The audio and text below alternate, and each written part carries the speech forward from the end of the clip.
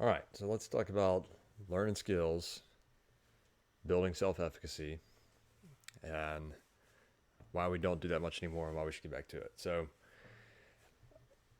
in the past couple of weeks, I've been thinking about this a lot just because of stuff that I've been doing and stuff that I've helped other people do.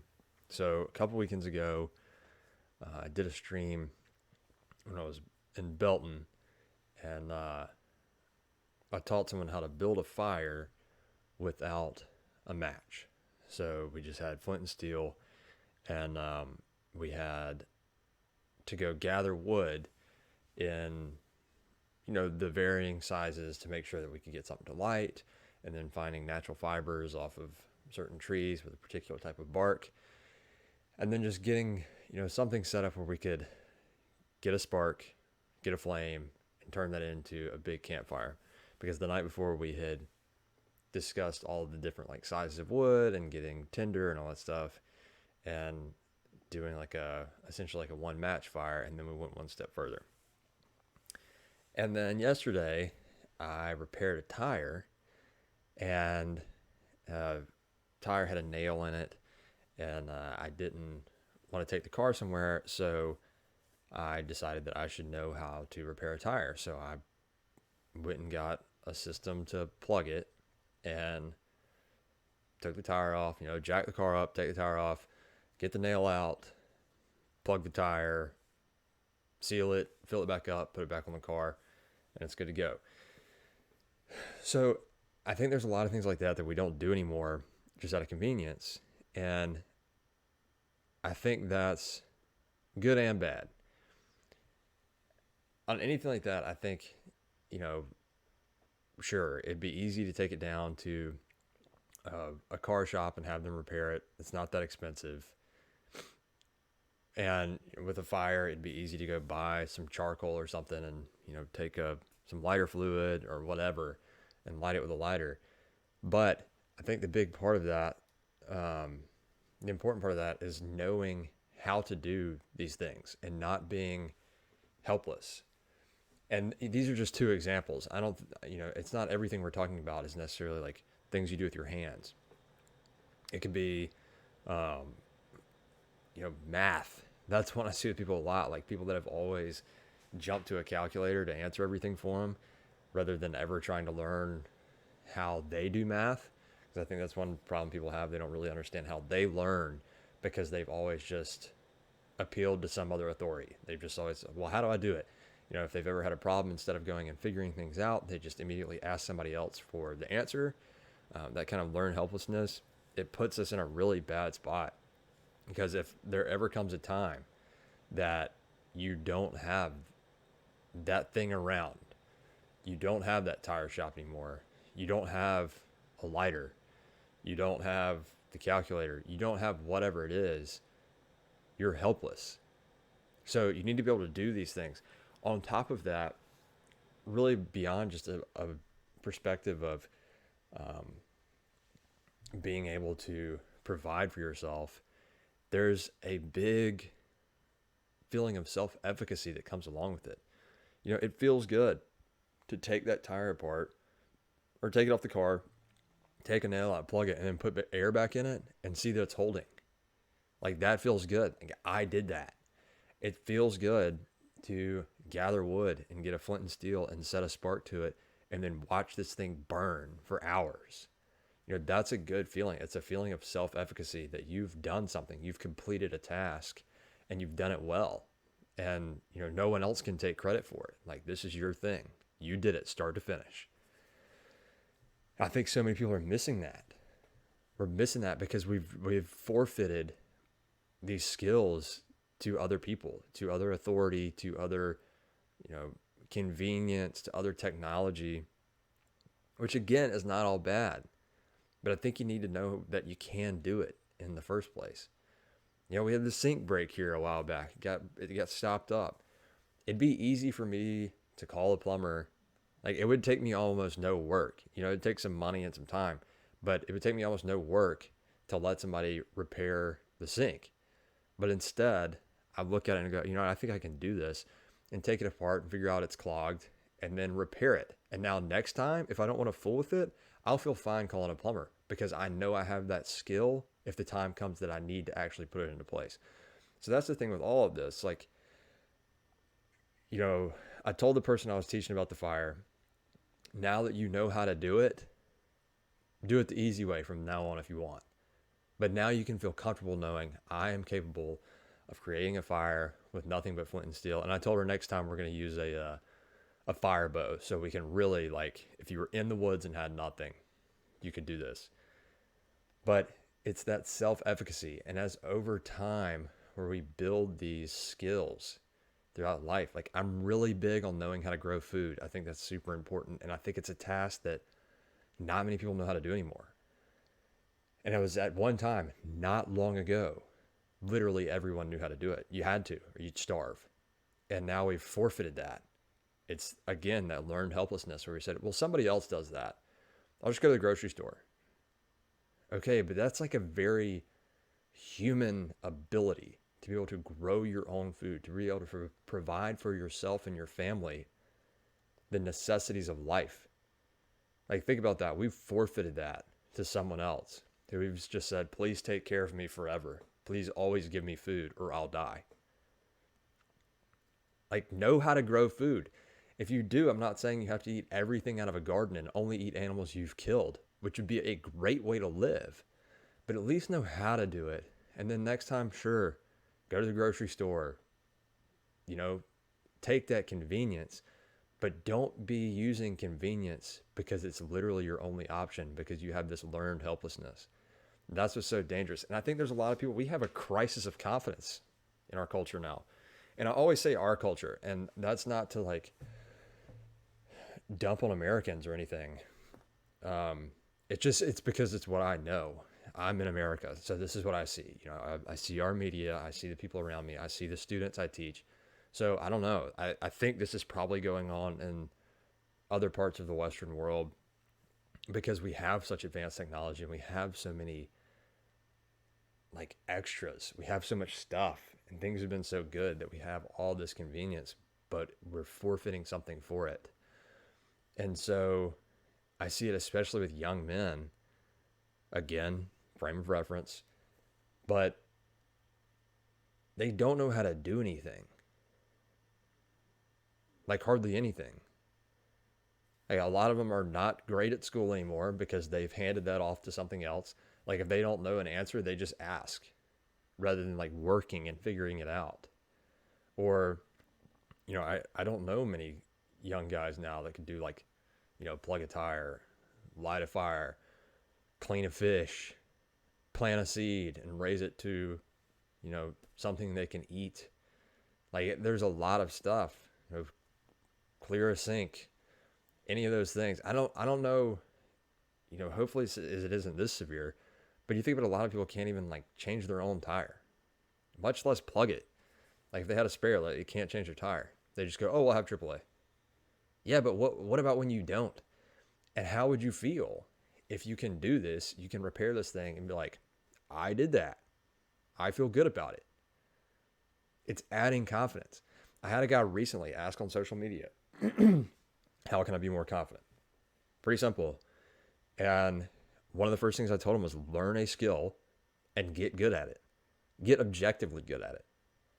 You know, something like art or playing an instrument, that's like a long process and it is extremely valuable.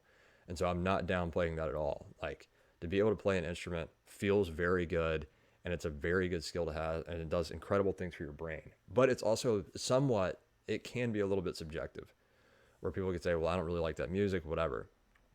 Or if you're like a painter, like incredible skill, but again, subjective. But something like really nuts and bolts, something you work with your hands, again, like raising food. If you plant seeds and crops grow and bear fruit, you're objectively good at that.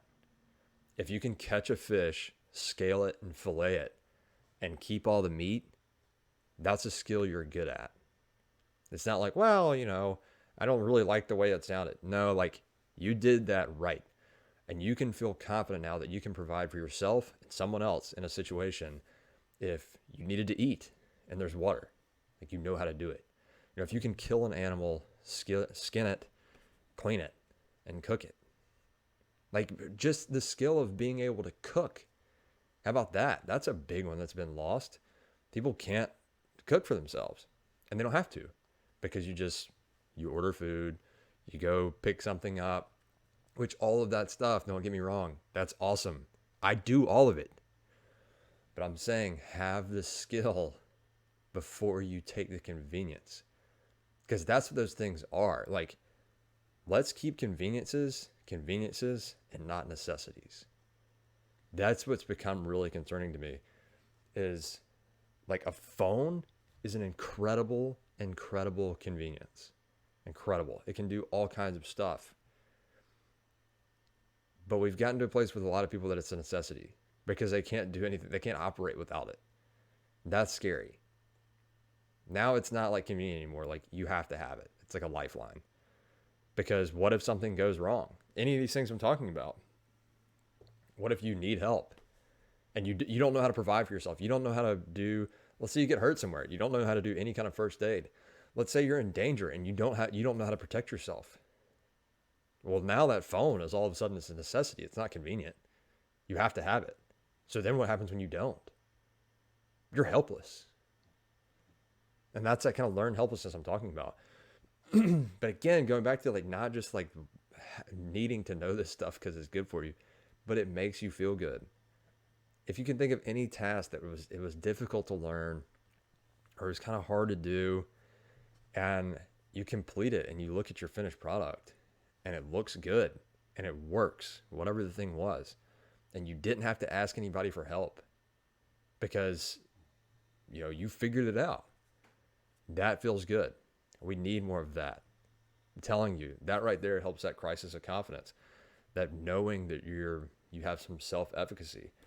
To give you another example, like this has been well studied in personal training. If you look at fitness, people that get into fitness, starting out, one of the biggest determining factors of whether or not someone will stick with a fitness program is self-efficacy.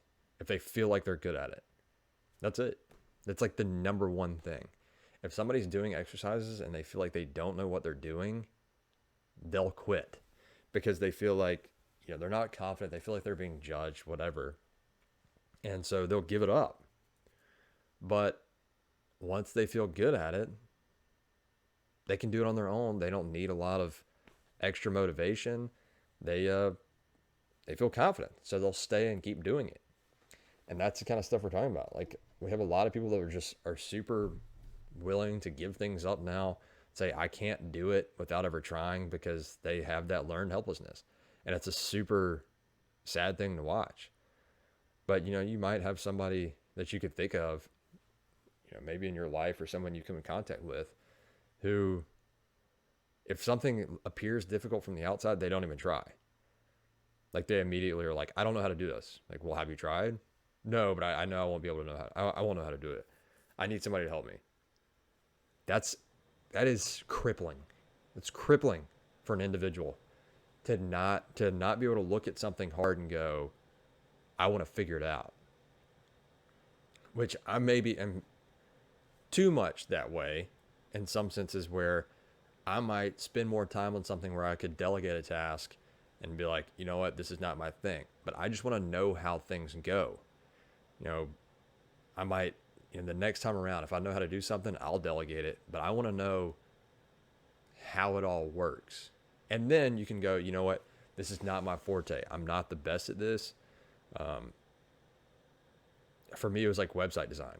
I wanted to know how it works. So my first website I built myself, and it was not good, but I knew how to do it. And then after that, I was like, fine. Okay. So next time around, I'll get help, but I know how it works now. So I can have a conversation with somebody when they're saying like, hey, we need to do this, we need to do that. I know what they're talking about.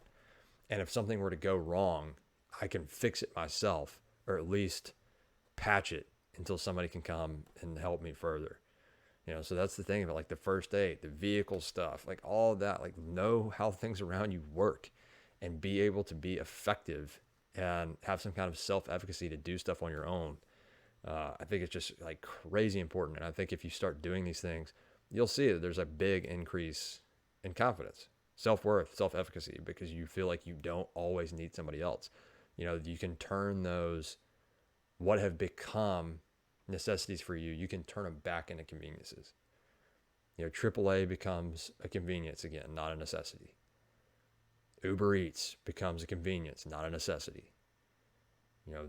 Having a lighter or having a heater becomes a convenience, not a necessity. So, know how to provide for yourself, know how to do these tasks. Increase your skills. It makes you valuable to other people too. It puts you in a higher standing with the people around you. Like if you know how to do stuff, it feels good to be the guy when people come to you for help because they know that you know how to do things. That you're not just like some person just cruising around, like doesn't know how to do anything. You're totally relying on your phone or like another individual to provide for you, to help you to figure things out. Like if you start doing these things, you become more valuable in your community, in your relationships. If you don't have relationships, you will become sought after in relationships. Another thing for men, that's like a big one. Like learn how to be valuable, learn how to provide for somebody. And I see a lot of people are like, I can't get past the friend zone or whatever, or like I can't find somebody. Like, well, what can you do? What do you do? Something like, dude, take a girl camping and build a fire with no match. That's attractive. Take somebody somewhere on a trip and go fishing and catch your dinner and cook it on the fire you built. That's going to be, I guarantee you, that'll be found attractive because you can provide for somebody besides yourself. There's too many men now that need to be provided for by the women they're with and can't bring anything to the table. Learn some skills, man. What do you bring to the table? And we could go down a whole different road with that. And at some point I probably will. But my main point here being, learn skills, increase your self-efficacy, be valuable. It'll make you feel better as a person in general. And it gets you away from that learned helplessness and needing the conveniences. So something to think about. Thanks for watching. We'll talk again soon.